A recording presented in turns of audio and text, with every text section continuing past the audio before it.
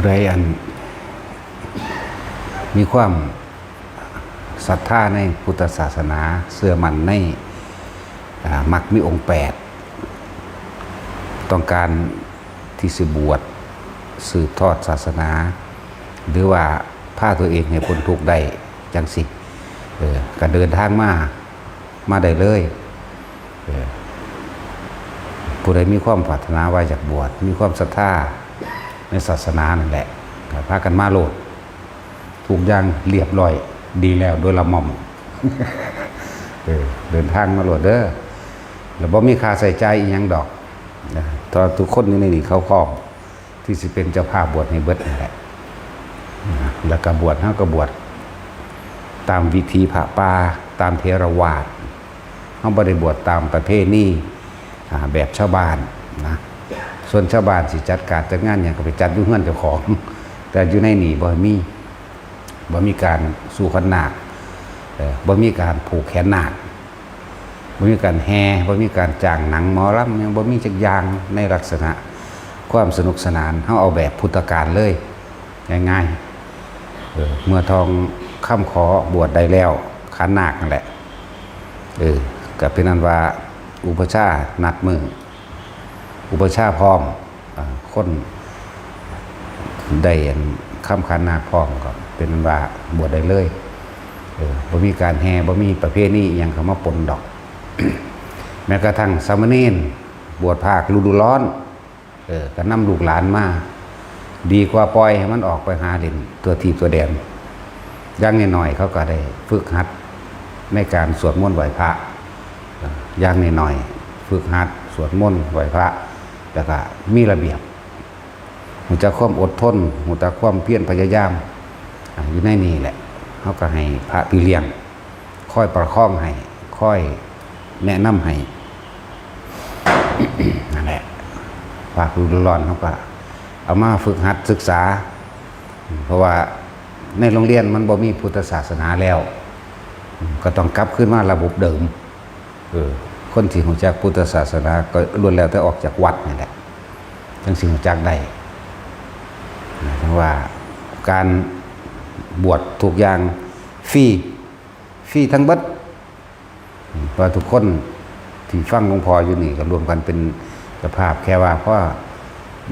มีค่าใช้จ่ายยังอยู่บ่สำหรับผู้สิบวชบ่มีดอกแต่ผู้เป็นเจ้าภาพบวชให้มันบ่อึด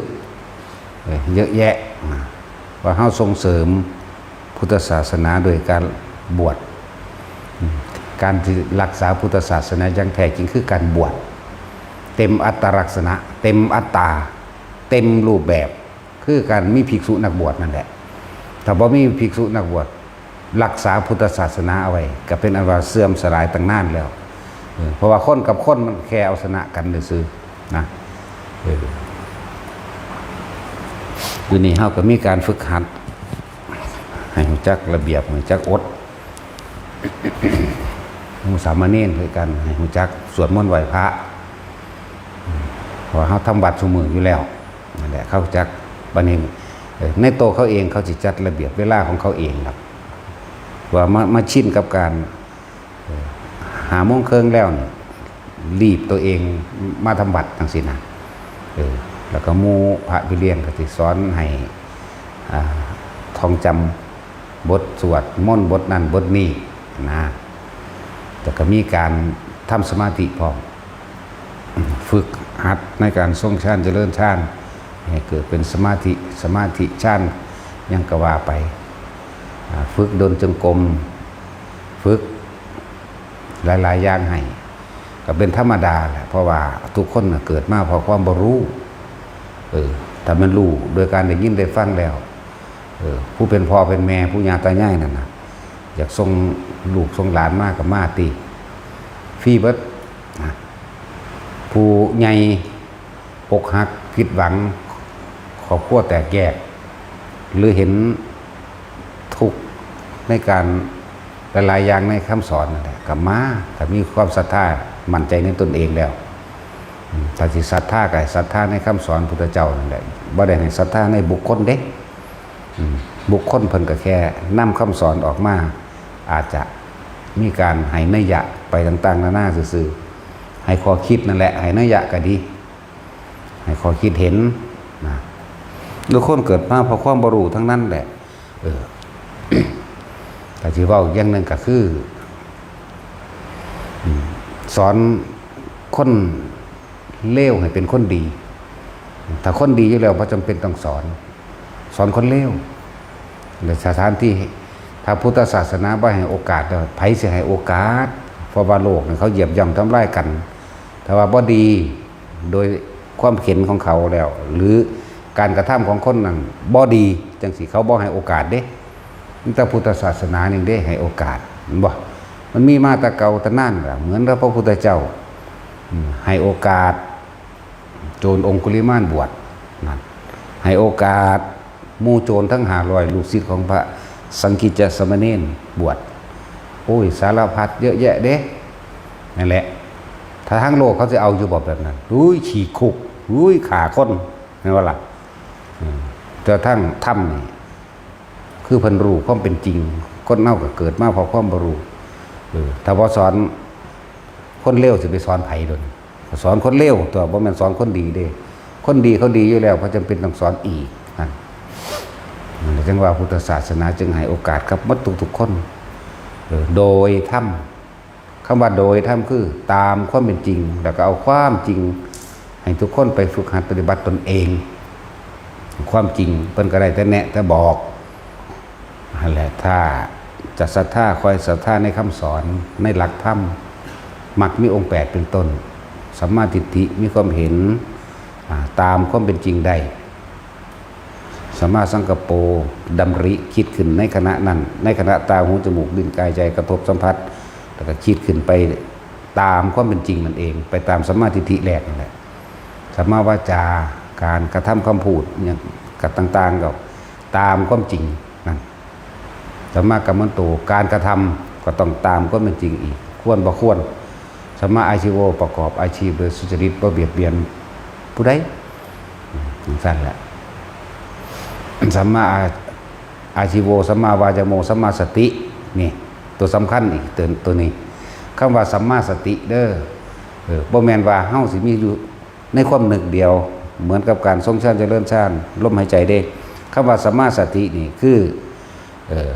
จดจำคำสอนต่างๆสมมุติเฮาจดจำคำสอนในมงคล38อย่างใดบัดนี้เฮาก็สิมาใครควรที่หน้าตามความว่าอันนี้ควรอันนี้ไม่ควรอย่างเช่นว่าเฮาจดจำของมงคล38อย่าสนทนากับคนพาลอย่าคบคนพาลเด้ออันนี้เฮาฟังแล้วคนนี้เป็นลักษณะของบุคคลพาลสัมมาสติตัวนี้นะสัมมาสติตัวนี้ก็เลือกที่จะหาทางออกบ่คบค้าสมาคมจังซั่นแหละเดี๋ยวให้คบนักปราชญ์บัณฑิตเพราะนักปราชญ์บัณฑิตคิดพูดทำแต่เป็นทางที่ไม่เบียดเบียนทำร้ายใครสิก็ไปคบกับนักปราชญ์บัณฑิตนี่จึงบอกว่าสตินี่จึงสำคัญที่สุดบ่แม่นสติแต่ว่าระลึกนึกถึงลมหายใจอย่างเดียวเด้มันมีสตินึกถึงการกระทำคำพูดอันนี้ควรอันนี้ไม่ควรนำเด้แก้ปัญหาอย่างนั้นแก้ปัญหาอย่างนี้นำเด้คำว่าสติจึงเป็นความรู้ที่จะเอาตัวเองให้รอดจากสิ่งอันตรายให้ตัวเองตกต่ำนั่นแหละสัมมาสติจึงเป็นสิ่งสำคัญมันเป็นคำที่กว้างสัมมาสตินึกถึงความเป็นจริงแล้วนึกถึงการจะเอาตัวเองให้พ้นจากภัยจากพานจากอกุศลเนี่ยหลายอย่าง เหมือนเฮาสิกระทำสิ่งใดสิ่งหนึ่งเฮาก็นึกถึงนี่สติมันก็นึกถึงอันสิ่งผิดหรือสิ่งถูกนั่นแหละโอ้อันนี้เป็นแบบนี้นี่เป็นแบบนี้สัมมาสติจึงเป็นความรู้อันกว้างขวางนะเป็นอย่างสั้นสัมมาสมาธิจิตมันก็ตั้งมั่นอยู่ในกุศลนั่นแหละเนี่ยเบากลางๆไว้ตั้งมั่นจับไว้เฉพาะสิ่งที่เป็นกุศลพุทธเจ้าทุกๆพระองค์เพิ่นมาร่วมตรงนี้เด้จะไปหาคิดถึงสิ่งที่มันเป็นอกุศลคิดแล้วก็เดือดร้อนตอนคิดพร้อมเดือดร้อนตอนกระทำพร้อมกระทำลงไปแล้วก็เดือดร้อนในภายหลังเพิ่นเอิ้นว่าจงละสิ่งที่มันเป็นอกุศลออกซะแล้วก็น้อมนำเฉพาะสิ่งที่มันเป็นกุศลเข้าสู่จิตใจเจ้าของเข้าสู่ความรู้สึกนึกคิดเจ้าของให้มันฝังแน่นลงไป ในเฉพาะสิ่งที่เอื่นว่ากุศลนั่นเองกุศลธรรมะสิ่งทั้งหลายทั้งปวงที่มันเป็นกุศลบ่เบียดเบียนให้ผู้ใดเดือดร้อนแม้ตนเองก็บ่เดือดร้อนผู้อื่นก็บ่เดือดร้อนพร้อมเอิ้นว่ากุศลธรรมะธรรมคือสิ่งทั้งหลายทั้งปวงนั่นแหละก็เลยเอิ้นเอาเฉพาะสิ่งที่เป็นกุศลว่าสัพพะปะปัสสะอะกะละนังกุศลสูปสัมปดานิสัจจิตะทวโรธรรมังเอตังพุทธนาศาสนังนี่เป็นคำสอนของพระผู้มีพระภาคเจ้าทุกพระองค์เด้เนี่ยร่วมมาเด้บัดนี้ร่วมมาก็เลยส่งอารมณ์มันเป็นกุศลไปเรื่อยๆเมื่อกุศลผลบุญมันเต็มของมันเองมันเป็นเองดอกเห็นนะนั่นแหละจังว่าบอก เด็กน้อยลูกหลานต้องการบวชภาคฤดูร้อนจังสิผู้เป็นพ่อแม่ผู้ย่าตายายแต่ได้ยินได้ฟังอยู่แล้วก็ส่งลูกหลานมายังหน่อยกันเดือนนึงจริงๆมันก็หูจักความเดือนนึงนั่นแหละมันก็บ่ไปทำเร็วในเดือนนึงนั่นแหละยังน้อยๆมันก็บ่ตั้งใจว่ากูจะไปหาขาสัตว์ลักทรัพย์ทั้งใดดอกยังน้อยๆเด้นี่มันก็สึงจักระเบียบหรือการปฏิบัติตนเองเป็นผู้ตรงต่อเวลานำคือถึงเวลาทำบัตรแต่ตัวนี้ทุกคนก็รีบเร่งอาบน้ำสงน้ำเพื่อจะขึ้นศาลาทำบัตรรวมกันมาทำบัตรแต่มันก็งุกงิกโดยความเกรงใจหรือโดยความย่านอย่างแน่ละมันก็จะความว่าอดทนพร้อมมันก็จะความว่าพยายามมันก็จะคำว่าอดอีกจักน้อยก็แล้วดอกอีกจักน้อยก็จบดอกนะมันก็คอยเกิดความเคยชินในการความเพียรและความอดทนของมันเองนั่นแหละมันจะเป็นระเบียบของมันเองแล้วมันก็สิได้ยินได้ฟังแต่เรื่องที่เป็นบุญเป็นกุศลได้ยินได้ฟังเรื่องที่เป็นประโยชน์นั่นสินะเห็นโทษ ของหลายๆอย่างที่มันแสดงออกไปนั่นแหละนั่นว่าเด็กน้อยลูกหลานตั้งแต่กระสร้างกับลูกหลานคนไทยน้ำกันเบิดนั่นแหละคนเฮาเกิดมาบ่เคยเป็นญาติกันบ่มีดอกทุกคนเลยบ่มีจักคนเลยเด้อาจจะญาติในอสงไขยที่แล้วคนก็เป็นญาติใดทั้งนั้นเห็นบ่ล่ะแล้วเฮาจึงรู้สึกอยากให้ทุกๆคนนั่นน่ะถ้าทุกคนมีศีลธรรมเดียวกันมีเมตตากรุณาเมตตาอุเบกขาคือกันโลกนี่บ่ฆ่ากันเด้เอาเบิดโลกเลยบ่แม่นเอาแค่นิดๆหน่อยๆแค่นี้เลยบ่แม่นแค่เรื่องในครอบครัวบ่แม่นแค่เรื่องในบ้านในจังหวัดบ่แม่นแค่เรื่องประเทศเลยเป็นแค่เรื่องทั้งโลกนั่นแหละแต่เป็นไปได้เฮาจะได้แบบพู้นแล้วศาสนาของพระพุทธเจ้าปฐุมมุตระหรือพระสุมังคละสัมมาสัมพุทธเจ้าโลกนั้นบ่มีมิจฉาทิฏฐิเลยเบิดทั้งโลกน่ะบ่มีเลยทองคำก็บ่มีค่าเพชรพลอยก็บ่มีค่าเด้เป็นคือก้อนหินนี่แหมพวกทองคำเพชรพลอยมาสิ่งที่มีค่าอาหารยารักษาโรคเครื่องดื่มห่มและแค่ที่อยู่อาศัยแต่ละมื้อแต่ละเว้นบ่มีอีหยังไปใส่นอแม่ป้าไปใส่นอพ่อลุงไปใส่นอตาไปใส่นอยายไปใส่นอคุณพ่อคุณแม่คุณอาไปใส่แน่น้องไปใส่นอพี่อยู่พ่อสามีนี่กินข้าวหรือยังนี่เอิ้นกันกินข้าวเอิ้นกันพักผ่อนมีอีกกิจกรรมการงานอีหยังก็เล่นกันสนุกสนานด้วยขับเสพาในเรื่องคุณงามความดีจังซี่แหมเรียกว่าขับสารพันสรรเสริญพุทธคุณมั่งธรรมะสังฆะมั่งนั่นแหละสาธยายธรรมมั่งเอิ้นกันกินข้าวกินน้ำเด้พวกนี้มีอีหยังซอยเหลือกันเด้นั่นแหละบ่มีมิจฉาทิฏฐิจักบ่อายุศาสนาของเพิ่นเลยยืนยาวถึงแสนปีนั่นแหละจังซั่นแหละเฮ็ดจังได๋เฮาสิได้แบบนั้นพุ่นเด้เฮาห่วงฮอดพุ่นเด้เฮาบ่ได้มาถือความแพ้ความชนะกับไผเด้เพราะว่ามันบ่มีแพ้บ่มีชนะดอกธรรมะเป็นของทุกคนแต่ทุกคนดึงเข้ามาในการปฏิบัติในการมาคิดพิจารณาความจริงของเจ้าของเองแล้วได้ตนเองแล้วนี่ได้ตนได้ความจริงในตนเองแล้วมันก็เห็นจิตใจของคนอื่นได้พร้อมตัว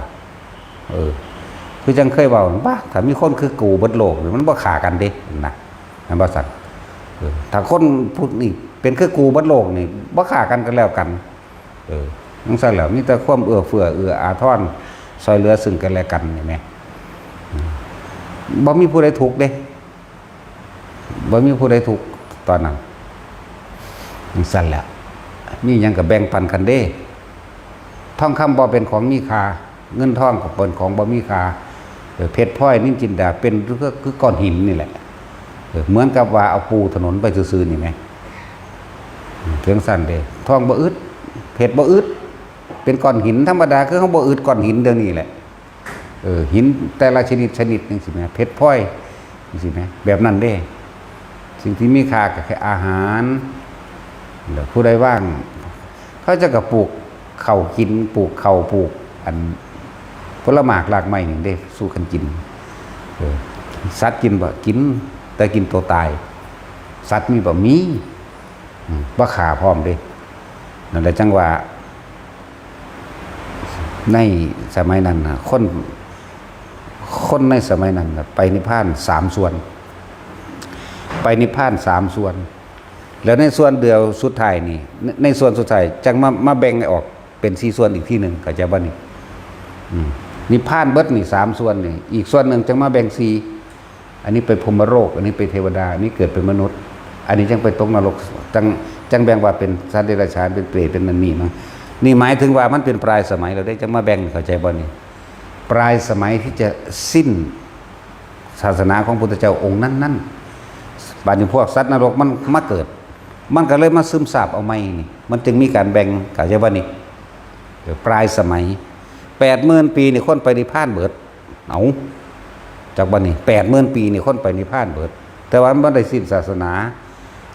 เหลือแค่20,000 ปีนี่สัตว์นรกเปรตต่างๆมาเกิดบัดนี้พวกสัตว์นรกพวกเปรตพวกเดรัจฉานมาเกิดเป็นคนจักมาซึมซาบเอาได้นี่จากบัดนี้มาซึมซาบเอาแค่20,000 ปีสุดท้าย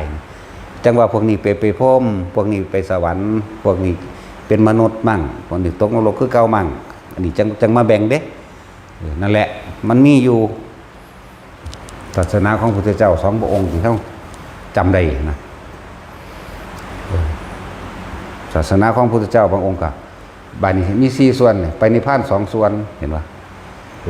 แล้วก็ของพระโกณฑัญญะสัมมาสัมพุทธเจ้าจังซี่ไปนิพพาน2 ส่วน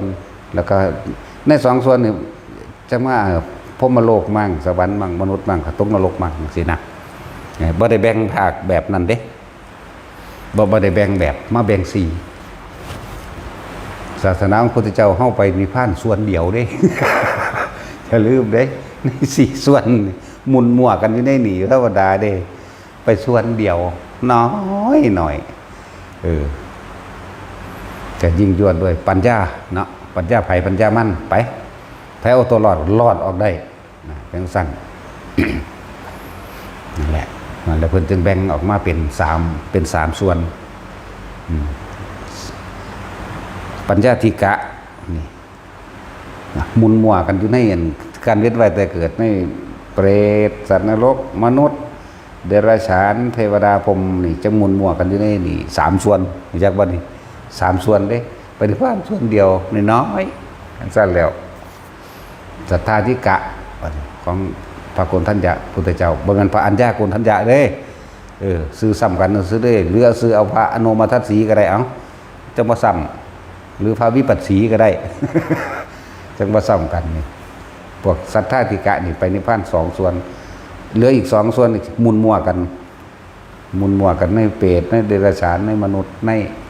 เทวดาพรหมนี่แหละจังซี่ส่วนปัญญาธิกะคือพระพุทธเจ้าเฮานี่มุนมัว ไปนิพพานเท่ากับเขาโคส่วนนั้นก็มุนมัวกันเท่ากับขนโคนั่นแหละอย่างสั้น ไว้แต่สิว่าปรารถนาได้ตามนั้นเฮาก็อยากให้คือ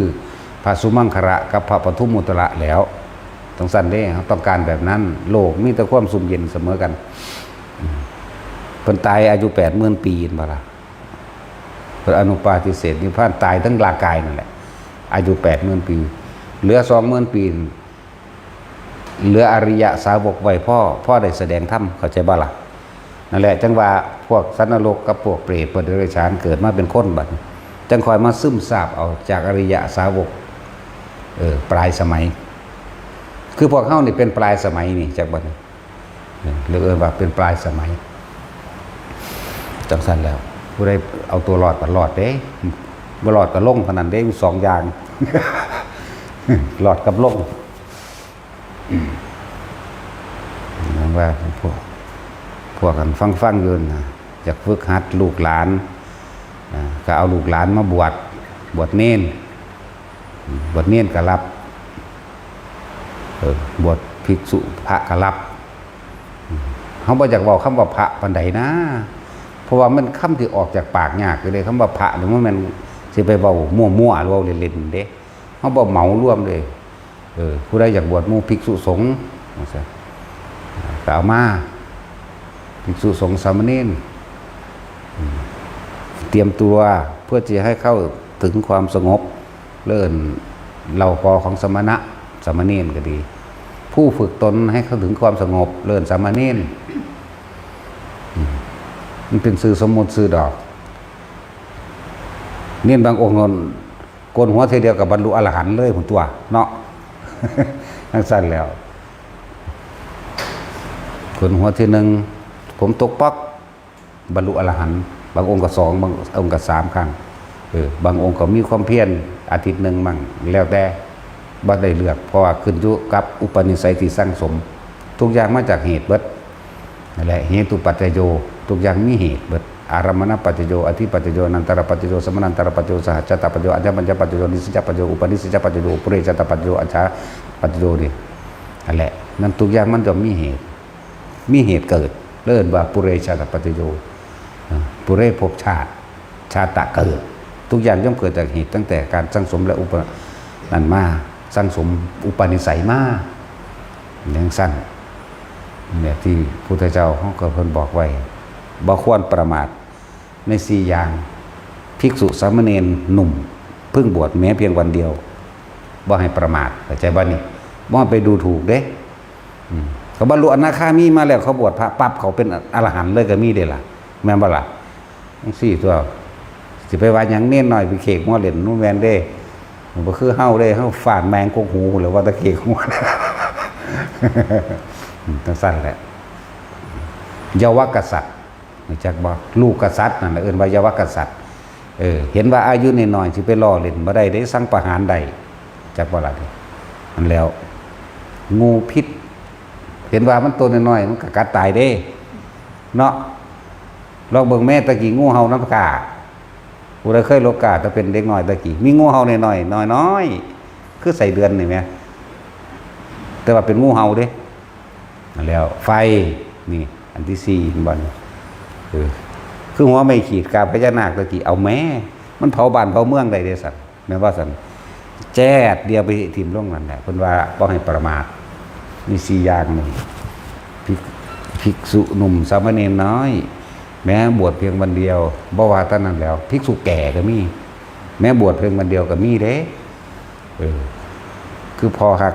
ของภาษาลีบุตรนะครับบวชวันนั้นได้อาทิตย์หนึ่งได้ล่ะก็ยังบรรลุอยู่ไหมภิกษุผู้บวชเมื่อแก่ยังละแม้กระทั่งสุภัททะก็บวชเมื่อแก่คือกันนี่ล่ะบรรลุในมือนั่นได้ล่ะบรรลุในมือพระพุทธเจ้าตายเห็นนะนั่นซะแล้วได้อันโอวาทธรรมจากพระพุทธเจ้าหรอกพระอานนท์เอาไปบวชด้วยแล้วเพิ่นบ่ได้มาสนใจว่าเฝ้าอันพุทธเจ้าป่วยเด้เดินจงกรมทำสมาธิในมือนั่นแหละบรรลุธรรมพอดีกันกับพระพุทธเจ้าใจขาดนี่เห็นไหมล่ะพระเจ้าใจขาดทั้งนี้กับบรรลุธรรมพร้อมกันแต่ตอนนั้นเนี่ยขนาดนั้นยังไปฟ้องเลยโอ้ยไม่ได้สนใจว่าเคารพพระพุทธเจ้าเลยเห็นพอมาเบิ่งเพิ่นมาซ่านเนาะฟ้องกับฟ้องคือเก่าแหละพุทธเจ้าบอกว่าโหผู้ใดต้องการบูชาพระศาสดานี่ให้ปฏิบัติบูชาเด้อบ่แม่นมันนั่งเฝ้าบ่ล่ะถึงก็ยังเทียบไปหลายอย่างอยู่นั่นแหละพูดบอกข่าวประกาศผู้ใดสิบวชหมู่เป็นพระภิกษุสงฆ์จังซี่ถ้ามีความศรัทธาตั้งใจมั่นคงมาโลดเจ้ามาตราบัตรประชาชนพวกเจ้าแหละตะกี้ มีคดีหยังก็สร้างบวชให้คือเก่าแต่ว่าซุมื้อนี้มันมีคดีเกี่ยวกับโลกมาปกครองมาคุ้มแล้วถ้ามีคดีบ่ทันพ้นคดีมีหมายแจ้งหมายจับอยู่นั่นบวชบ่ได้เด้อสมัยตะกี้คนเป็นหนี้อยู่ก็มาบวชได้เด้บรรลุอรหันต์พร้อมแม่นบ่ล่ะคนใส่เศรษฐีผู้หนึงเรียกว่าคือพ่อแม่เนี่ยเอาไปสดใส่หนี้เข้าใจบ่เอาไปให้เศรษฐีนั่นใส่หนี้ก็เอาลูกนั่นแหละไปใส่หนี้ไปเป็นคนไปเป็นทาสอยู่ในเศรษฐีนั่นเกิดความเบื่อหน่ายหยังละแล้วมาบวชบรรลุอรหันต์ที่บัดนี้พอดีเศรษฐีขับมาเข้าเฝ้าพระพุทธเจ้าหรือว่ามาทำบุญกับพระพุทธเจ้าหรอกไปเห็นทาสของเจ้าของนั่งอยู่ทางหลังพระพุทธเจ้าเธอมานั่งทำอะไรที่นี่หรือว่าได้บัดนี้ไปด่าเขาด่ามานั่งทำอะไรที่นี่ทำไมไม่เตรียมกิจการงานนาพระเจ้าได้บอกเห็นบ่นั่นแหละคือคนหนึ่งมีหนี้บวชได้บ่ได้บรรลุคือเก่านั่นแหละสั้นๆล่ะมานั่งทำอะไรอยู่ที่นี่การงานของเธอมีอยู่ไม่เห็นหรือพระเจ้าบอกว่าจะพึ่งให้เขาไปขอฟังธรรมกับเพิ่นดูนั่นแหละก็มีอยู่นี่คือคนเป็นหนี้มาบวชได้บ่ได้แต่ว่าสมัยซุมื้อนี้ก็ได้คือเก่าล่ะซุมื้อนี้ก็ได้คือเก่านั่นแหละคนไม่มีเป็นหนี้เนี่ยไม่ค่อยมีสักคนบันไดหรอกเนาะคือสั่นล่ะแต่ว่าถ้ามันมีคดีฆ่าคนบ่ลักทรัพย์บ่หรือถูกฟ้องเรื่องใดเรื่องหนึ่งไว้อยู่นั่นอย่าพึ่งมาเพิ่นบ่ให้บวชหมายถึงอันพวกนั้นหมายถึงกฎหมายเดี๋ยวนี้เฮานี่สัตว์แมงเบิดแล้วนึกฆ่าคนมาแต่ทางใดมาคุยบวชให้โลดกระโจนองค์คุเนมานฆ่าคนบ่ซั่นพระเจ้าบวชให้บ่ซั่นนี่แหละจังว่าเอาคนบรรลุเรื่องหยังมาปกครองสงฆ์ซึ่งเป็นเรื่องที่ละเอียดมันบ่เข้าใจดอกกฎหมายพระนี่พูดถึงว่าพระวินัยพระมันบ่ได้หลายเท่ากฎหมายคนดอกเอาถ้าศึกษาเบิ่งก็ศึกษาแต่แม่หนังสือเล่มเดียวเท่านั้นแหละในอริยวินัยมันท่องเอาติเขาเจ้าก็ลงอุโบสถอยู่จังซี่ก็ไปท่องเอาติแล้วก็ฟังคำแปลมันติมีเท่านั้นแหละแต่มันละเอียดรัดกุมยิ่งกว่าของคนอีกของคนยังได้ก็แพ่งได้ก็อุทธรณ์ได้ก็เอาสารพัดคนผิดเป็นคนถูกก็ได้แม่นบ่ซั่นของสงฆ์เพิ่นเอาใจใส่กันเลยเด้ผิดก็ต้องยอมรับว่าผิดเด้สั่นแล้วนั่นแหละ นั้นแต่ว่ามีคดีอยู่ก็เพราะบ่รับเด้อมีคดีอยู่ว่าบางพวกเขาก็ไปจับเอาตอนกำลังสิเปลี่ยนผ้า จับเอาในโบสถ์ว่ายังไงจับเอาในโบสถ์แต่ว่าสมัยพุทธกาลบวชเลยโจร500ก็ยังบวชเลยเนาะว่าลูกศิษย์พระสังกิจจะสามเณรไปปล้นเขามาคักๆเรื่องนั้นน่ะสามเณรนั่นรักษาไว้แล้วทราบซึ้งในคุณของสามเณรนะเฮานี่ปล้นกี้ขาเขากินมาตลอดหาความสุขความสงบสบายบ่ได้เฮานี่มันเฮ็ดแค่ขาคนกินหนึ่งนะปล้นกินหนึ่งนะแต่ว่าต้องลบต้องหลีกต้องลี่ต้องหนีหาความสงบความสบายยังบ่ได้แต่สามเณรอันนี้เป็นหยังคือเป็นผู้มีความสงบแท้นะก็เป็นลึกๆนึกถึงแล้วผมก็แสดงธรรมบรรลุโสดาบันก็ไปบวชแล้วก็บรรลุอรหันต์เร็วๆจำได้ทั้งสั้นแล้วโจรก็บวชได้คนขาคนก็บวชได้เป็นหนี้ก็บวชได้หนีผัวหนีเมียไปบวชก็บวชได้ขาผัวถีบลงเหวไปบวชก็ได้ทั้งสั้นแล้วนั่นแหละจังว่าธรรมะนี่ให้โอกาสคนผิดเข้าใจบ่ล่ะความจริงหรือพุทธศาสนาเนี่ยให้โอกาสคนผิดเพราะว่าธรรมะเป็นของทุกๆคนที่น้อมเข้าไปสู่ตนเอหิปัสสิโกโอปัญญิโกเป็นเรื่องที่น้อมเข้ามาสู่ตนคือน้อมเข้ามาสู่ตนนี่แปลว่าเมื่อระลึกนึกถึงประสบการณ์จริงตามความเป็นจริงของชีวิตจริงเจ้าของเองกับคำสอนของพุทธเจ้าโอ้ยมันแม่นความเพลินเบิดเนาะนี่มันแย่งบ่ได้มันเลยเป็นปัจจตังเป็นเรื่องดีรู้ได้เฉพาะตนเพราะว่าตนเองเป็นผู้มีประสบการณ์เองจริงกับจริงในตนเองนั่นแหละมันสั้นต่อปัจจตังในตนเองแล้วแต่มันยอมรับโดยใจของเจ้าเองแล้วมันก็บ่มีแนวแย้งแนวคัดง้างตัว นั่นแหละพุทธศาสนาจึงเป็นศาสนาที่ให้โอกาสคนผิดธรรมะจึงเป็นเรื่องของทุกๆคนในโลกนี้บ่ได้เกี่ยวกับศาสนาแต่ว่าเรื่องธรรมะธรรมะนี่เป็นผู้ใดก็ฮ้อนคือกันคนเบิดโลกนี่เนาะสัตว์ก็ฮ้อนสัตว์ก็หนาวสัตว์ก็หิวสัตว์ก็เจ็บปวดป่วยสัตว์ก็พัดพรากจากสิ่งที่รักก็ให้ห้องน้ำกันเด้สัตว์ก็ถ้าเวลาอยากได้อันใดบ่ได้ดังใจก็โมโหคือกันเนาะบ่ว่าคนบ่ว่าสัตว์ตายเสมอกันนี่แหมเรียกว่าธรรมชาติเป็นหนึ่งเดียวกันน่าจะไปแยกแยะอีหยังความจริงที่ทุกคนสามารถพิสูจน์ได้เหมือนกันบ่ได้เกี่ยวกับพุทธคริสต์อิสลามซิกฮินดูยังมันเป็นสื่อของมันสื่อดอกแต่ความจริงในใจของแต่ละคนนั่นบ่มีจักคนดีที่บ่ปรารถนาความสุขความสมหวังเนาะที่บ่ปรารถนาความร่ำรวยหรือความสะดวกสบายบ่มีจักคนแม้กระทั่งหมาเนาะบ่ว่าหยังแต่คนแม้กระทั่งหมาเอาแม่ถ้ามันนอนดีๆไปกวนมันแม่มันกัดเอาโลดมันก็ใส่คือกันนั่นแหละเนาะตัดสินมันก็ศูนย์คือกันเด้นี่แหละธรรมะนะนั่นแหละให้โอกาสแต่ละคนเขาเรียกฝึกหัดลูกหลานเลี้ยงหล่อนการนำมาเขาจะฝึกหัดให้พอโรงเรียนเสมอเขาบ่ได้ฝึกหัดให้คนไปในแนวทางที่ลดมานะทิฏฐิหรือว่าลดความเห็นแก่ตัวใดเด้เขามีแต่สอนให้คนเห็นแก่ตัวเด้ต้องเรียนเก่งๆต้องเอาชนะแม่นบ่ท่านต้องเอาชนะต้องเก่งต้องเป็นที่หนึ่งสอบแข่งขันนี่เห็นบ่สอบแข่งขันกีฬาก็มีการแข่งขันเอาชนะกันมันบ่ได้เล่นเพื่อสุขภาพเด้มันเล่นเอาแข่งขันกันเอาเป็นเอาตายตบตีขากันไปเลยเด้เนาะกีฬาแม่มึงบ่แนวนั้นสั่นตัวมันมีแต่เรื่องแข่งขันไปแล้วซั่นที่ศิษละตัวเองมีน้ำใจโอ้ยยากโดยหัวข้อร่วมมันมีกับแพ้กับชนะเท่านั้นแม่นบ่คือเฮาไปเล่นกีฬาต่างประเทศคือกันแพ้แล้วก็ว่าให้กันเด้บ่เก่งเป็นน้ำมึงหั่นล่ะโลดดีแต่ผู้ใดชนะก็ยกย่องกันเนาะนี่มันเอาความแพ้เอาความชนะซึ่งกันและกันเด้มันบ่ได้เล่นเพื่อสุขภาพคนละอย่างกันแล้วเป็นมีเรื่องเงินเรื่องทองเข้ามาปะปนกันได้บาดนั่นล่ะเรื่องเงินเรื่องทองเรื่องศักดิ์ศรีประกาศผู้ใดชนะก็เยาะเย้ยถากถางเขามันแม่นอีหลีเด้นั่นน่ะเล่นเพื่อสุขภาพอย่างหนึ่งนั่นสัมพันธไมตรีเพื่อสุขภาพบ่ต้องไปมีรางวัลอีหยังดอกเป็นกิจกรรมร่วมกันอีกอันนึงเพื่อเกิดความสมัครสมานสามัคคีซึ่งถ้าเป็นเรื่องของประเทศ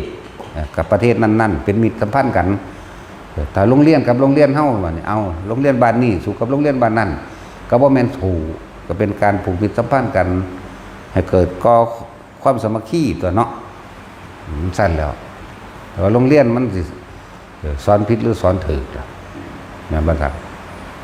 พระพุทธศาสนาสอนให้มีเมตตารักเมตตาปรารถนาหวังดีต่อผู้อื่นดุจดั่งชีวิตของตน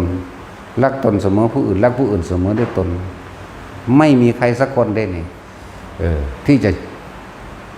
อยากให้คนอื่นมารังแกตัวเองบ่มีเนาะ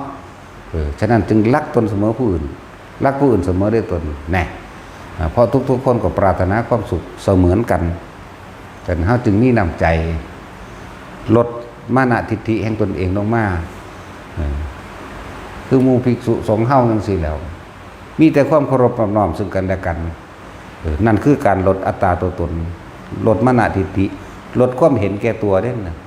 คือมีความเคารพน้อมซึ่งกันแล้วเพราะให้เบียดเบียนข่มเหงรังแกแต่คนจึงมีพระวินัยเป็นเครื่องอยู่ที่ให้เกิดความสมัครสมานสามัคคีในหมู่คณะเบิดสงฆ์เบิดโลกนี่แหละแต่เหตุคือกันแล้วมันก็บ่มีหยังดอกมันก็เป็นอันหนึ่งเดียวกันถ้าบ่เฮ็ดคือกันนั่นพี่มันเลยเป็นเรื่องอิจฉาริษยาเป็นโลกไปแล้วนั่นแหละปัญญาทางโลก แก้ปัญหาโลกบ่ได้มีแต่ปัญญาทางธรรมเท่านั้นแก้ปัญหาโลกได้เพราะธรรมคือสัจจะธรรมคือความจริงความจริงที่จะต้องเอาความเมตตาเข้าไปเป็นเครื่องประสานสมานมิตรซึ่งกันและกันนี่เท่านี้พระสันติว่าธรรมอันเป็นเครื่องคุ้มครองโลกบอกเมตตากรุณามุทิตาอุเบกขารักผู้อื่นเสมอตนรักตนเสมอผู้อื่นเห็นผู้อื่นตกทุกข์ได้ยากแล้วให้ช่วยเหลือซึ่งกันและกันมุทิตาไม่อิจฉาริษยามีความยินดีรวมกันในทางที่ถูกต้องอุเบกขาว่างจิตเป็นกลางไม่ลำเอียงเข้าใจว่าล่ะเข้าใจธรรมชาติพร้อมว่าทุกอย่างเกิดทุกอย่างดับอย่างสั้น เรื่องทั้งโลกมันแมนบ่ล่ะถ้าประเทศนี่ไปเตะฟุตบอลชนะประเทศนั่นก็เยอะยิ่งได้บ่นี่ไปบอกดูถูกเขาเนาะถ้าแพ้มาซัดกันเองเป็นน้ำมึงล่ะเป็นน้ำบักนี่เป็นน้ำอีนั่นแล้วนั่นแหละจึงว่าโลกมันมีแต่การแข่งขันแต่ธรรมะบ่ได้แข่งขันกับไผดอกจึงบอกว่าปัญญาทั้งโลกนั่นแหละสอนให้ร่างแกข่มเหงและเบียดเบียนกันต้องที่หนึ่งแต่ปัญญาทั้งโลกจึงแก้ปัญหาโลกบ่ได้โลกแก้โลกไม่ได้สิ่งที่อยู่เหนือโลกคือธรรมะคือความเป็นจริงเท่านั้นจึงจะแก้ปัญหาโลกได้แต่ว่าเฮาสิให้ทุกคนเป็นเหมือนเฮาบ่ได้เพราะอุปนิสัยของคนมันสะสมไม่เหมือนกันฉะนั้นเฮาจึงหันเข้ามาทางสัทธาธิกะโลดตั้งปัญญารู้เห็นตามความเป็นจริงของไผของมันเอาตัวเองออกจากโลกนี้อยากว่าล่ะแต่ที่ว่าคือยังคนไปในพานเขาไว้เห็นแก่ตัวเห็นก็เห็นเถอะเพราะว่ามันบ่กลับมาขาไผอีกแล้วล่ะนั่นว่าล่ะเขาว่าเห็นแก่ตัวเด้เห็นก็เห็นเถอะเพราะว่าเฮาสิบ่กลับมาหาผู้ใดอีกบ่ได้มารังแกข่มเหงเบียดเบียนไผอีกบ่ได้มาฆ่าไผกินอีกบ่ได้มาหาสอนหวกขั่วกิเลสขุดขี้โปมเข้าไปอีกแม่นบ่ล่ะเกิดมาเนี่ยเฮาอาศัยชีวิตผู้อื่นเป็นเครื่องเลี้ยงชีพเป็นนี่จักบ่นี่กินเป็ดกินไก่กินปูกินปลานี่กินงัวกินควายกินช้างกินเสือกินงูกินหมามันน่ะกินไปเบิดเนาะ จังซั่นตัวอาศัยผู้อื่นเด้เนี่ยเนื้อหนังมังสาในตัวเองมันมีสัตว์จักชนิดแล้วอยู่ในหันมาเป็นเลือดเป็นเนื้อเจ้าของเองเนาะมันสั่นแล้วนั่นแหละไปในพานแล้วมันก็บ่มากินไผอีกตัว ก็บ่ได้มาฆ่าไผอีกกรรมนี่ใส่เท่าไรก็บ่เบิดเด้อจะบอกเรื่องกรรมเด้อมีตั้งแต่หนีออกจากวงล้อแห่งกรรมโลดหนีออกว่างจิตเป็นกลางให้ได้เท่านั้นใส่ยังไงก็บ่เบิดดอกมันเกิดมานับสงไขบ่ได้แล้วบ่แม่นหักก็เกิดบ่สั่นสิว่าคนเฮาเกิดมาถือบ่เคยเป็นญาติกันบ่มีดอกหางเธอก็ไปเกิดเป็นลูกให้แม่เดียวกันก็มีนั่นเกิดเป็นลูกกี่โปมพ่อแม่เดียวกันก็มีเกิดเป็นลูกกบลูกเขียดเกิดเป็นลูกงูเกิดเป็นลูกหมาลูกงัวลูกควายเกิดเป็นลูกปลามันทั้งหลายเนาะโอ้ยเท่าไรนั่นเป็นพ่อแม่เดียวกันก็มีนั่นแหละบ่ว่าหยังแต่คนเด้ตอนนี้เกิดเป็นคนมันยากจักว่าล่ะก็ยังมีนะที่บ่เคยเป็นญาติกันเลยก็ยังว่าบ่มีหยังว่านี่แหละว่าเราไล่ให้ฟังว่าบางทีไปเข้าไปเกิดเป็นลูกปลาแม่เดียวกันนั่นน่ะมันออกมาเท่าไหร่หมื่นโตเนาะทั้งสั้นแล้วเกิดเป็นแนวมันหลายหันโลดแต่นั้นทุกคนเป็นญาติเฮาเบิดท่านจึงบ่หักไผบ่สั่งไผแต่มีแต่ความเมตตาเสมอภาคบ่ได้ลำเอียงกับไผโอ้ผู้ใดว่างกินได้คือพระพุทธเจ้าหั่นดีเด้อเนาะระหว่างพระราหุลกับอันเทวทัต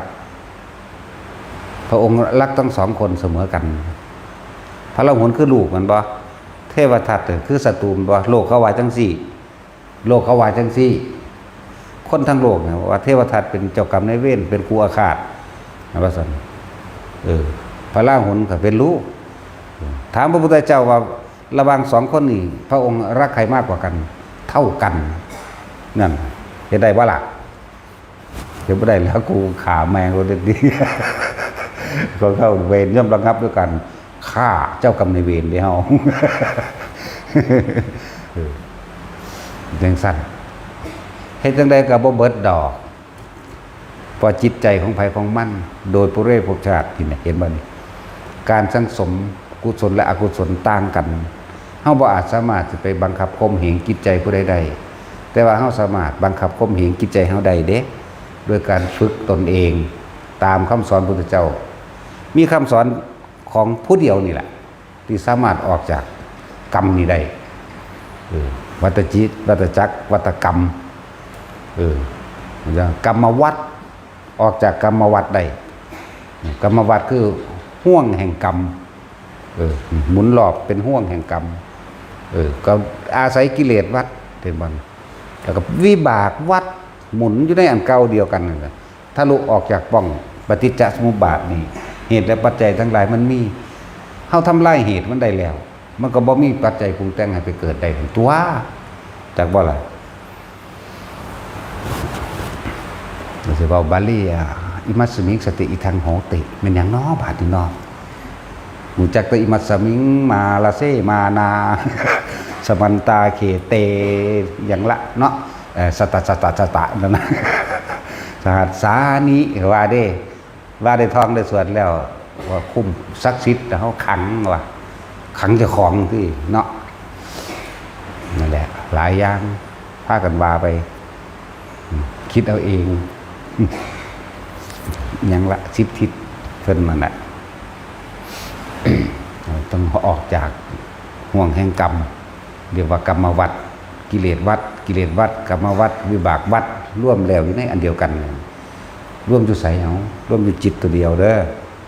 จึงว่าจิตนี่เป็นที่ร่วมสรรพสิ่งวัตถุอย่าง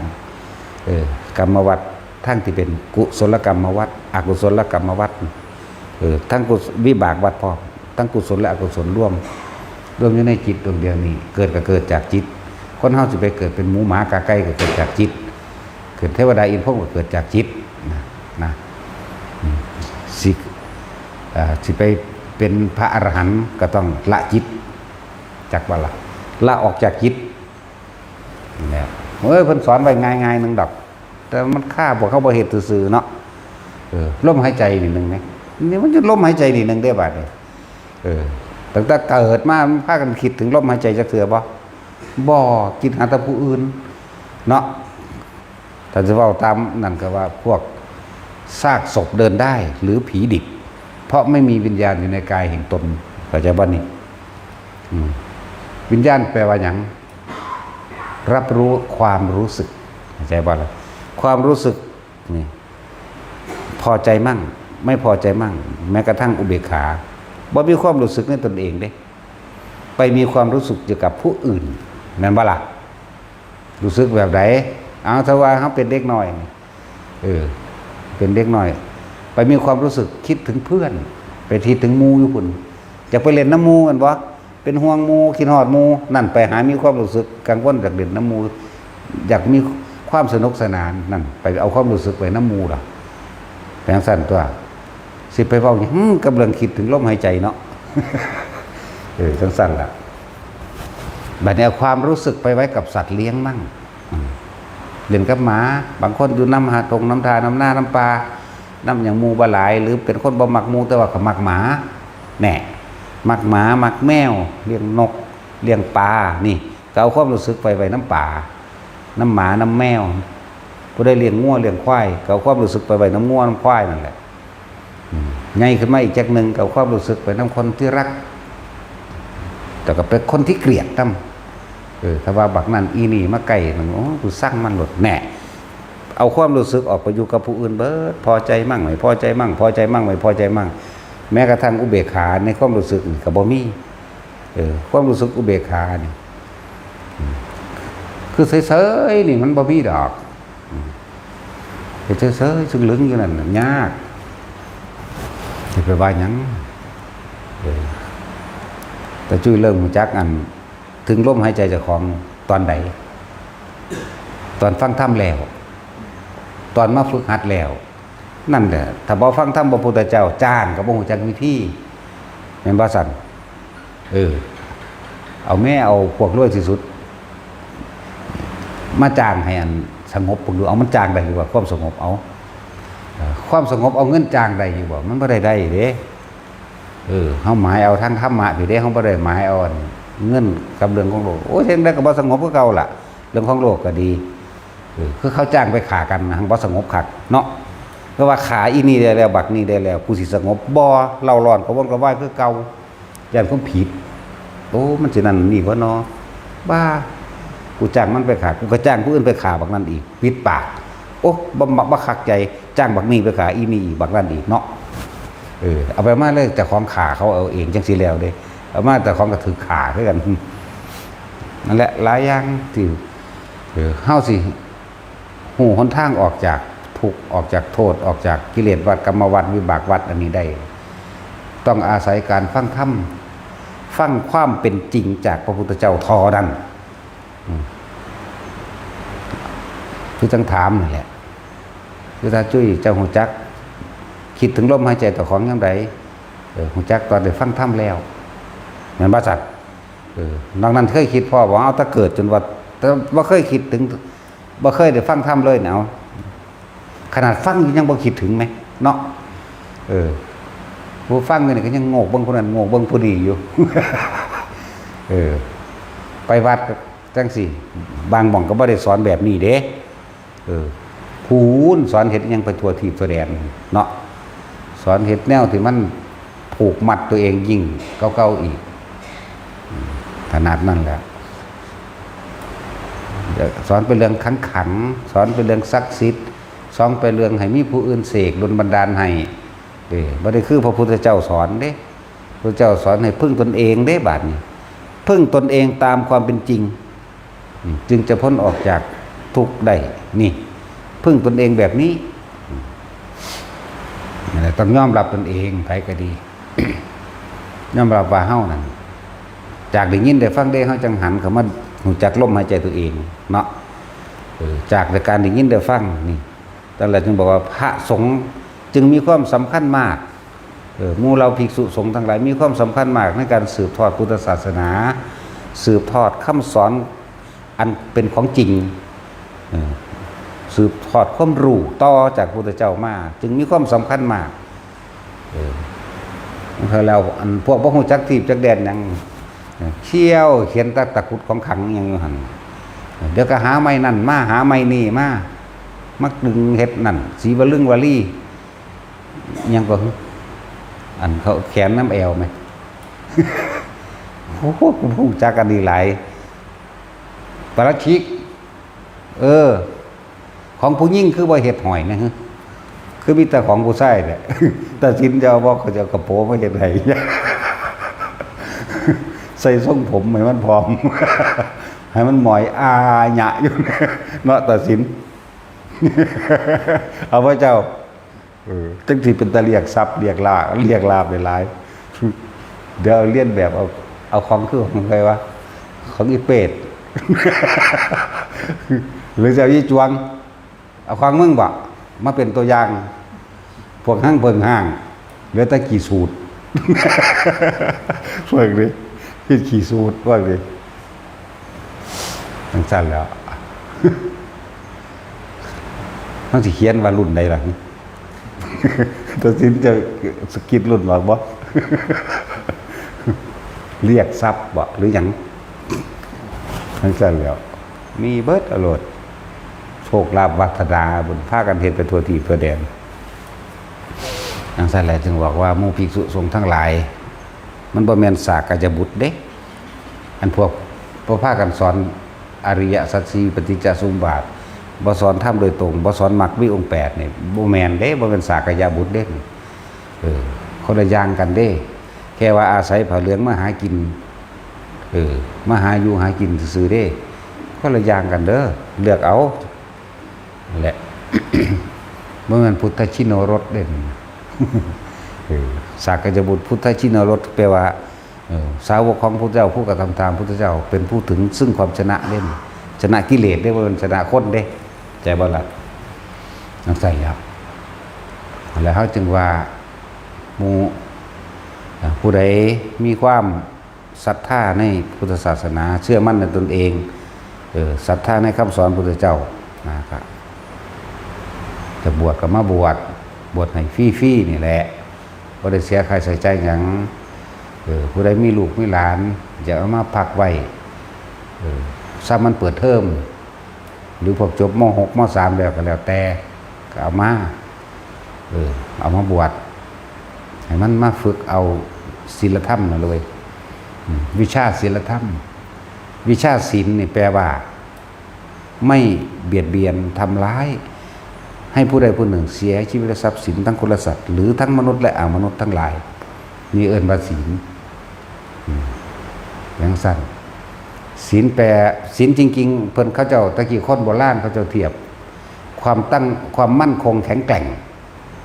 ศีลมาจากคำว่าหินศิลาแท่งทึบให้เป็นคนที่มีความแข็งแกร่งดุจดังหินตะกี้เข้าใจว่าล่ะแข็งแกร่งโดยการไม่เบียดเบียนทำร้ายผู้ใดผู้หนึ่งเสียชีวิตและทรัพย์สินตลอดทั้งมนุษย์และอมนุษย์ทั้งหลายนี่เรื่องศีลมันสั้นตัวแต่นั้นว่าฝึกหัดวิชาศีลธรรมความจริงคำว่าธรรมบัดให้มารู้ความจริงเฮาทุกข์จากหยังสาเหตุแห่งทุกข์เฮาเกิดจากหยังเฮาคือทุกข์เราสิดับทุกข์ดับไปดับแบบใดแล้วหนทางแห่งการดับทุกข์แบบใดทุกข์สมุทัยนิโรธมรรคเห็นบ่ล่ะจังซั่นล่ะเรียกว่าศีลธรรมมาฝึกหัดศีลธรรมมาฝึกหัดบ่ต้องไปเบียดเบียนไผเพื่อจะให้เขาถึงความจริงมันก็เห็นความจริงนั่นตัวบ่มีผู้ใดอยากให้คนอื่นมาเบียดเบียนเจ้าของนี่เนาะฉะนั้นเฮาก็ต้องบ่เบียดเบียนผู้อื่นแน่ความจริงแล้วมันก็อยู่โดยสันติตัวบัดนี้อยู่โดยสงบสุขถ้าเฮาบ่ไปเบียดเบียนไผเฮาก็อยู่สงบใจของเฮาเองอยู่แล้วสงบกายเฮาเองอยู่แล้วสงบวาจาอยู่แล้วนั่นเฮาบ่เบียดเบียนไผมันก็คิดตั้งมั่นได้ดีมันก็ตั้งมั่นในศีลธรรมนี่แหละตั้งมั่นในคนความดีนี่แหละพวกสิบวชภาคฤดูร้อนหรือฤดูแล้งก็มาฤดูร้อนก็ได้ตัวเขาจะเอิ้นแต่ว่าบวชภาคฤดูร้อนเด้เนาะเฮาเอาบวชภาคฤดูแล้งเห็นว่าคือหมู่ตัวพวกปลูกต้นไม้บนภูเขาได้พวกเฮานี่เนาะปลูกต้นไม้บนภูเขาฝังไว้ในหินจากว่าล่ะสั่นแล้วว่าหลายคนยังยันอยู่นั่นนะคือเขามาถามมีค่าใช้จ่ายเท่าไหร่บ่มีมาโลดเจ้าเสียค่ารถมาเองได้ให้คอยโอนให้บ่โอนได้มิจฉาชีพหลายกระดอซุมื้อนี่เนาะให้ลังพวกว่าเด้อประกาศเด้พวกว่าจะโอนเงินทำบุญกับหลวงพ่อ100แต่ไปกดผิดโอนเข้ามา1,000ขอให้โอนคืนให้ด้วยอย่างสิแม่จะไปโอนคืนเด้จากบ่หลับมันดูดเงินเด้เอาบ่หลับได้กรณีใดๆแล้วเด้อแบบนี้ตั้งแต่เฮาถูกอันกินฟรีมันก็100,000แล้วเด้บ่ทันปากซื่อๆเด้พวกมัดจำรถเรียนว่าล่ะโอ้ย100,000กูเสียดายเด้กูยังได้บักหลายรถเนาะจังซั่นแล้วมันธรรมดาเด้ความหลอกลวงอันนี้มันเฮ็ดคือว่าล่ะพวกเฮามันก็จังซี่แหละเฮาบริสุทธิ์จริงใจเชื่อเลยคิดว่าผู้อื่นสิเป็นคือเจ้าของติจังซั่นแล้วนั่นแหละ ที่ว่าให้โอนเงินคืนให้หรือว่ามาขอเงินหยังหนูมีลูกต้องเลี้ยงจังซั่นจังซี่ขอโอกาสหรือว่ายืม100 บาทจะไปเฮ็ดเด้มันดูดเอาเบิดเด้นั่นแหละบางคนก็ขอจากสมมุติว่าเขาโอนเฮาเบิ่งเขาโอนสลิปมาจังซี่เนาะแล้วก็ไปขอจากผู้โอนมาหาเฮาเด้ฟังไว้ดีๆเด้อซุมื้อหลอกลวงอีหยังคือหยังนึงนั่นแหละมันหลายอย่างในการหาเห็นแก่ตัวพวกนี้เห็นแก่ตัวแต่เฮาก็100,000แล้วเลยเท่าเดี๋ยวนี้เด้ล่ะ เห็นว่าล่ะมันดูดไปเลยล่ะทั้งว่าบอกเยอะแยะแม่นบ่พวกแอดมินเขา เขารับมานี่บ่ต้องห่วงเด้อว่าต้องไปสนใจตอบนั่นนี่หรือต้องไปนั่นเด้อมันมาในรูปแบบต่างๆพวกจริงก็เลยเกิดกลายเป็นว่าเป็นพ้นผิดไปนำเลยพวกเป็นจริงๆก็มีอยู่ดอกอันนั้นแต่มันเสือบ่ได้หยังแล้วล่ะเฮ็ดคือหยังนี่โอนมาเบิ่งนี่รายการโอนเข้า100ก็ยังมีแม่อันสิให้กูคือโอนขึ้นเท่าใดโอนขึ้น100ไงกูโอนขึ้น400บ่นะ แนวนี้ก็มีโอน500ก็บอกว่า500นี่เลยเนาะมันแปลกเลยล่ะบางคนบางพวกมันลงทุนโอน500อีหลีเด้แต่มันขอขึ้นแค่400มันสิโอน100มันก็เอาสลิปจริงมาให้ถ้าเฮากดขึ้นไปปุ๊บเรียบร้อยเบิดบัญชีพุ่นเด้อธรรมดาเด้อเขาลงทุนขนาดนั้นเด้เข้าใจบ่ล่ะโอน500จริงแล้วเอาสลิป500มาให้เฮาเบิ่งจริงแต่ว่าขอขึ้นแค่400เอาเฮากด400นั่นแหละมันออกเบิดเลยจักบ่ล่ะ จังซั่นแล้วจังบอกว่าให้ระวังจังสิระวังแมงได้ดอกว่าผู้จ้องเฮ็ดก็เฮ็ดอยู่พอเท่านั้นเนาะ แท้หลายแบบหลายอย่างคนซุมื้อนี่เห็นแก่ตัวแต่ว่าสถานที่แห่งนี้เฮาเป็นสถานที่ฝึกตนซะก่อนแล้วก็ฝึกคนให้เป็นพระด้วยฝึกตนเองซะก่อนจึงจะฝึกผู้อื่นได้ด้วยเด้ฝึกให้เป็นนักเสียสละละความเห็นแก่ตัวหนึ่งให้รักผู้อื่นเสมอตนรักตนเสมอด้วยผู้อื่นนะเห็นผู้อื่นเป็นดันดุดังแขนหาอวัยวะเดียวกันว่าเจ้าสิมาจากไสกระซางเฮาให้โอกาสเบิดนี่มาร้ายก็ให้บุญมาดีก็ให้บุญเด้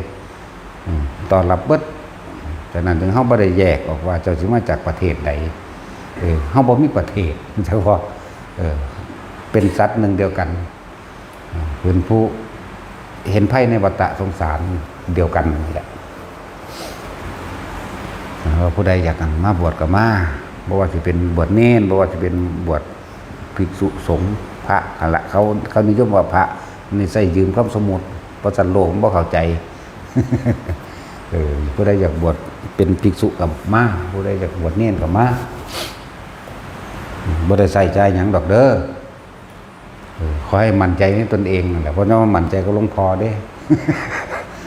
บ่ได้ให้มาศรัทธาหลวงพ่อเด้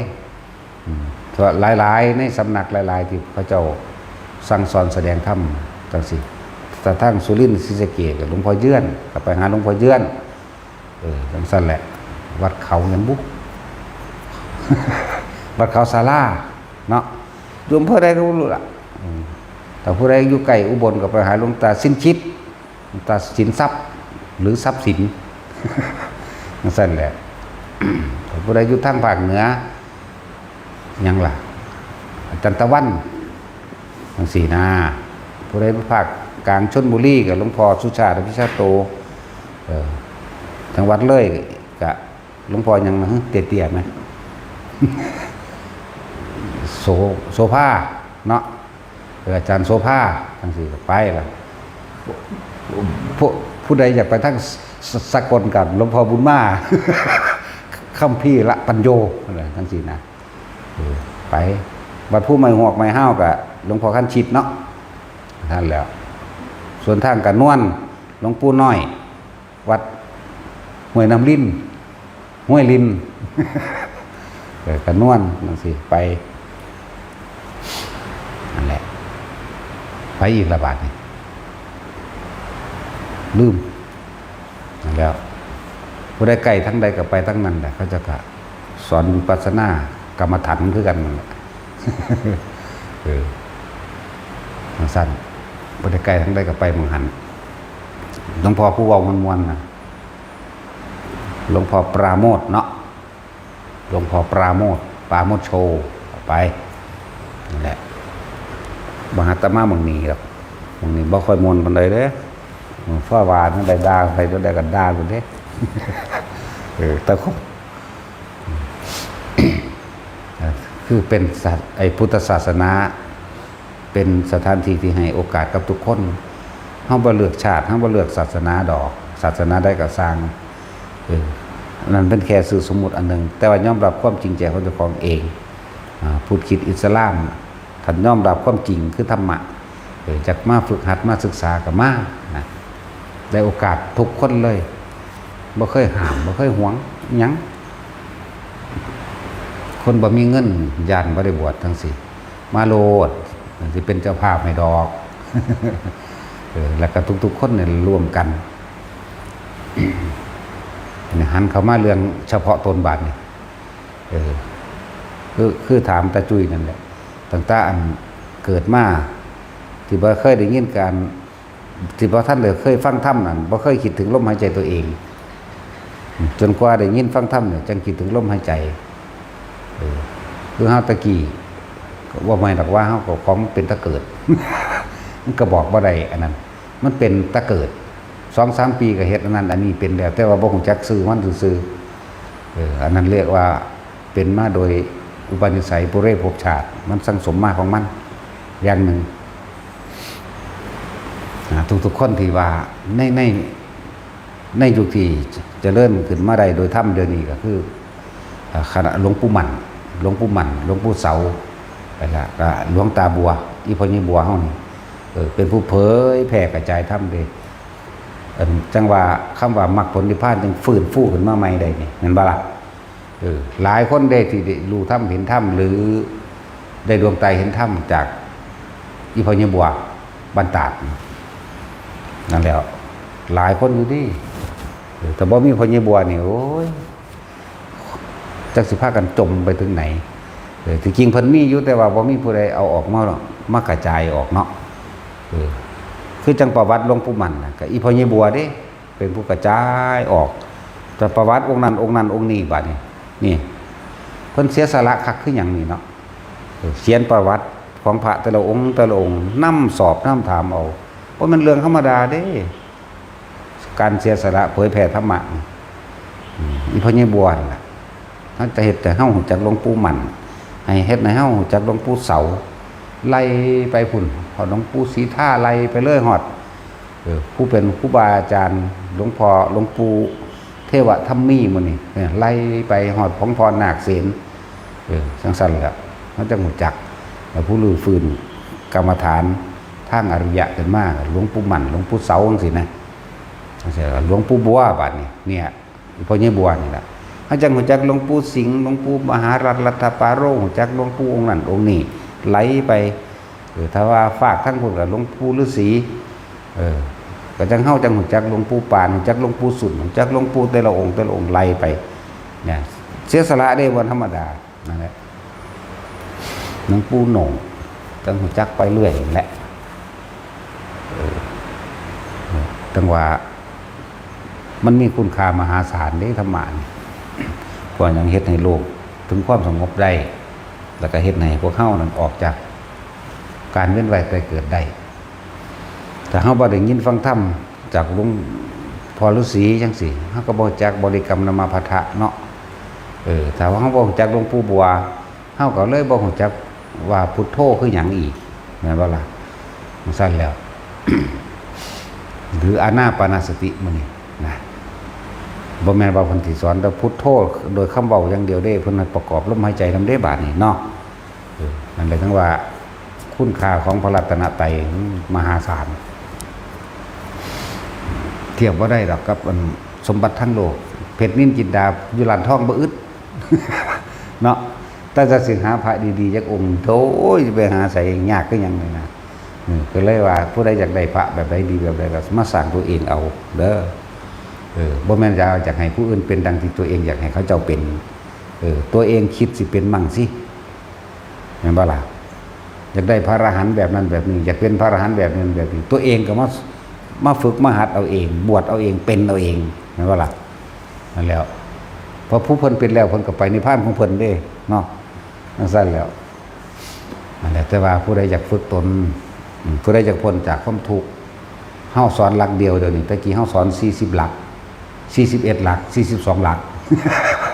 มั่วตัวไปเบิดแต่ว่าเดี๋ยวนี้เอาหลักเดียวอานาปานสติอย่างเดียวเป็นผู้มีความคิดถึงนึกถึงลมเข้าและลมออกเมื่อมือลูกกับลมเข้าและลมออกประคองไว้ดีแล้วอาการปิติก็เกิดก็อยู่กับลมกับปิติต่อมาขั้นที่2มามันลม าบ่ได้คิดถึงลมเลยก็สร้างแต่ว่าเฮาบ่คิดถึงหยังปิติก็เกิดนี่เรียกว่าทรงฌานเจริญฌานโดยอานาปานสติเป็นพื้นฐานเป็นเบื้องต้นเพื่อจะพ้นจากวัฏฏะสงสารอันนี้ก็อยู่ในลมหายใจหนึ่งอยู่ในอุณาโลมสองแล้วมันนั่งสิเห็นไปเรื่อยๆลึกเข้าไปเลยเห็นความคิดเจ้าของดอกพอทุกอย่างมันร่วมอยู่จากจิตนี่แหละสุขกับจิตทุกข์กับจิตเป็นผู้คิดผู้ปรุงผู้แต่งแล้วก็ใส่ซื่อให้มันสุขกับทุกข์เฮาเป็นผู้สร้างมันขึ้นมาเอาเองเฮ็ดจังใดเฮาสิละสุขได้ละทุกข์ได้ก็ต้องอยู่ในลมหายใจนี่แหละแน่ว่าอ้อมโลกอยู่กลับขึ้นมากันมาเบิ่งลมหายใจดีล่ะเนาะเหมือนกับพวกเฮาตั้งแต่เกิดมาก็บ่เคยคิดถึงลมหายใจเจ้าของจักเทื่อมั้ยถ้าบ่ได้ยินฟังธรรมนี่ได้ยินฟังธรรมที่หมู่เราอริยสาวกทั้งหลายทรงจำมาจากพระพุทธเจ้านั่นแหละต้นฉบับนั่นแหละต้องถามแต่ละคนถ้าเกิดมาพวกเจ้าเคยคิดถึงลมหายใจบ่นี่พอเกิดมาพวกเจ้าเคยเอาความรู้สึกไว้กับตัวเองบ่ดังนั้นมีแต่หักผู้นั้นมีแต่สั่งผู้นี้หักผู้นั้นหักผู้นี้คุณจิตคิดไปถึงเขามโนปรุงแต่งภาพนึกไปสวยงามจีไล่จีเลวิญญาณความรู้สึกเกิดพอใจมั่งบ่พอใจมั่งพบเกิดเฉพาะสำนันแล้วทั้งสิ้นนั่นแหละจิตมโนวิญญาณเลยจิตก็เป็นผู้คิดผู้นึกไปมโนกับปรุงแต่งภาพไปนั่นน่ะว่าภาพจินตนาการไปแต่คิดฮอดผู้สาวก็แก้ผ้ามันเนาะแต่พวกมักคิดฮอดผู้บ่าวก็แก้ผ้าผู้บ่าวคือกันนั่นแหละตัณหาเดียวกันสิไปใส่กันเห็นว่าล่ะนั่นแหละจิตมโนวิญญาณอารมณ์ความรู้สึกเกิดพบก็เกิดผู้ใดอยากหยุดพบได้ก็ในลมหายใจมั่งอยู่ในอุณโลมมั่งนี่เท่านี้ล่ะจะไปเฮ็ดอีหยังมากเอาสบายตาม